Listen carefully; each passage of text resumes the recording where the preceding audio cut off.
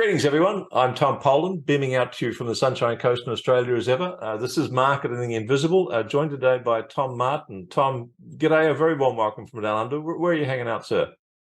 Well, good day to you too. I'm actually here in New Orleans, Louisiana.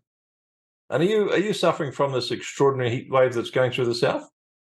Oh, yes. Yes. It has been the hottest summer on record. We've had like some of the hottest days ever in the city of New Orleans. It's been absolutely horrific. Yeah, and I've heard something like 40 days, successive days over 100 degrees, that sort of thing in some parts. It's just nuts and insane. Okay, well, fortunately in the US, where they believe in air conditioning, unlike Europe, where they just open windows and put a ceiling fan on. Yeah, we've been running. I'm with you on the. I mean, I'm in a subtropical part of Queensland, Australia, and we just have aircon on 24/7 for about 4 months. It's just it's just and a swimming pool, please. It's just not worth it otherwise living. But I agree totally. Off the climate. Stay cool, as you probably will.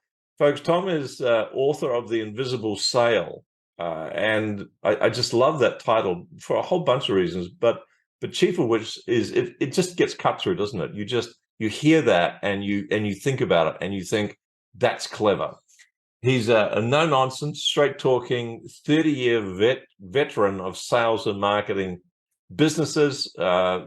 He enjoys a stiff drink, a good debate, and helping people and organizations turn conversations into customers. And I would like to see you all do all those three things at once, Tom. That would be fun. We could get a good podcast out of that.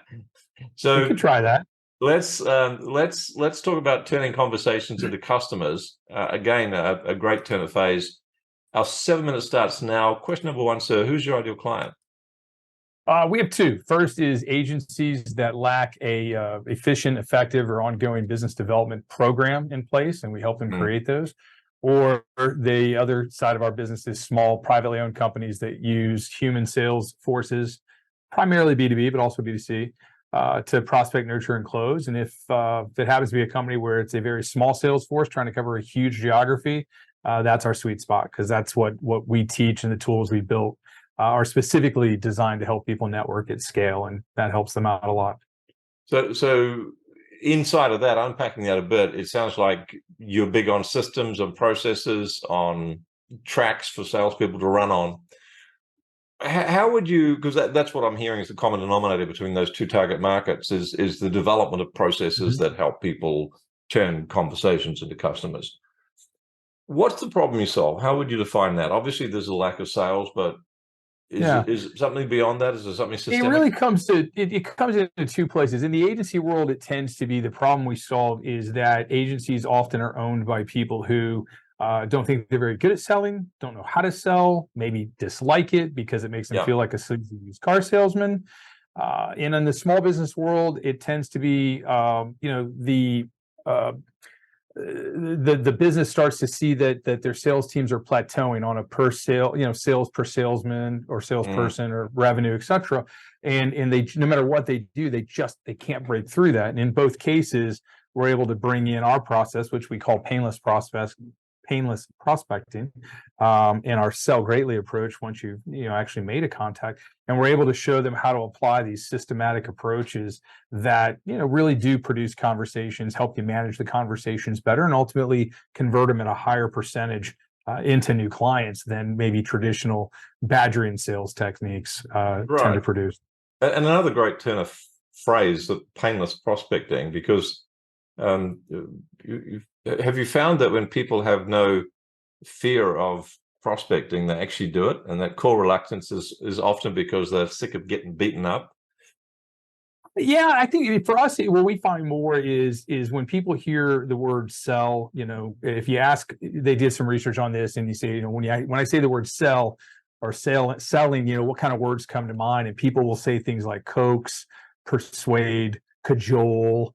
All these sort of kind of negative words. And so I think that's what happens is that's what we associate. And as soon as we can break people free from that and help them realize that if you look up the definition for selling and the definition for helping in the dictionary, they're remarkably close, very similar. Interesting. so what we teach is that, look, stop thinking about it as you're selling. You're just trying to help. You have a problem, and either I can help you solve it, or I know people or know things that can help you solve it. And at the end of the day, I just want to help you solve it. If it happens to me, you hire me, great.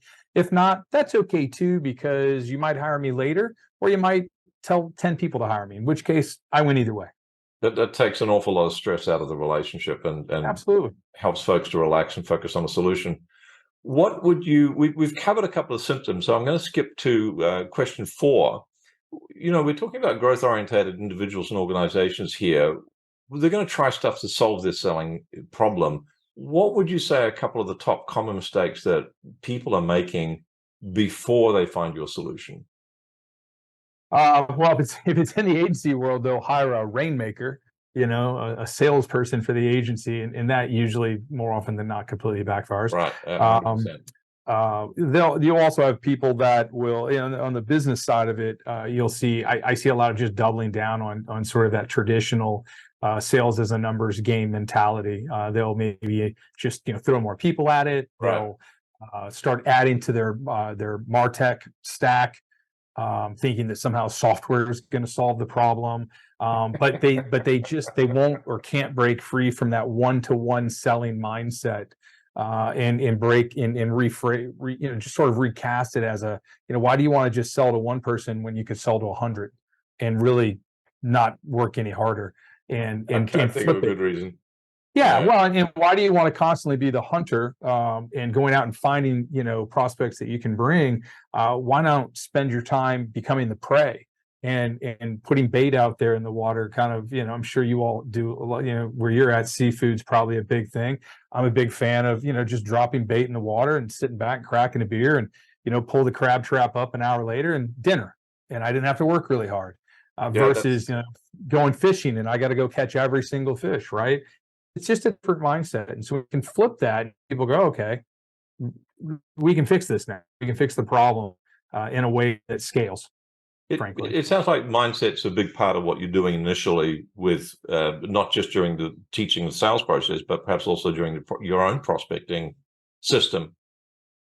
Oh, yeah. I mean, our system is based exclusively on becoming known for knowledge that you spread around the world freely, and try to help as many people as possible.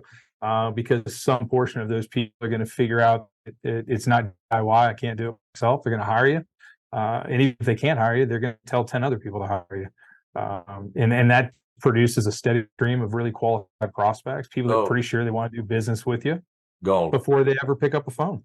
Gold, absolutely. So let's shift on to a top tip. We've only got a minute left, so we better fly.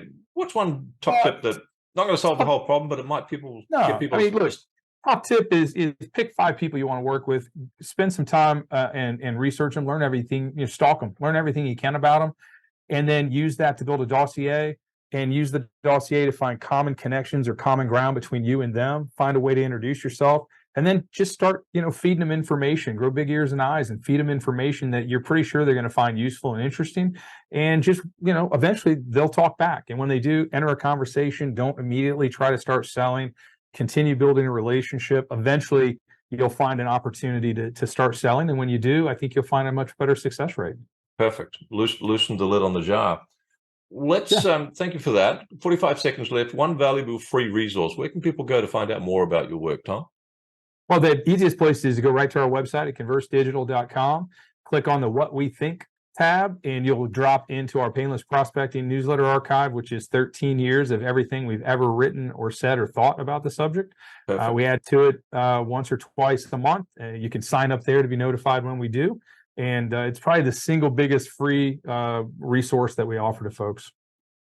Folks, it's Converse, as in conversation, CONVERSE, digital.com. If you go there and then go to the What We Think tab, sign up for the newsletter and get access to 13 years of Tom's stuff. Fantastic. Tom, last question, sir. What's the one question I should have asked you but didn't? Oh, geez. I guess, how do you stay cool when you're in 100 and some degree weather, nonstop, all day, every day? And the answer would be, you jump in your pool, you buy lots of ice and throw it in the pool, because even the darn pool water is hot. Yeah. We get that in the summer here too. Tom Martin, thanks so much for your time. You're welcome. Appreciate you having me. Thanks for checking out our Marketing the Invisible podcast. If you like what we're doing here, please head over to iTunes to subscribe, rate us, and leave us a review. It's very much appreciated. And if you want to generate 5 fresh leads in just 5 hours, then check out www.5hourchallenge.com.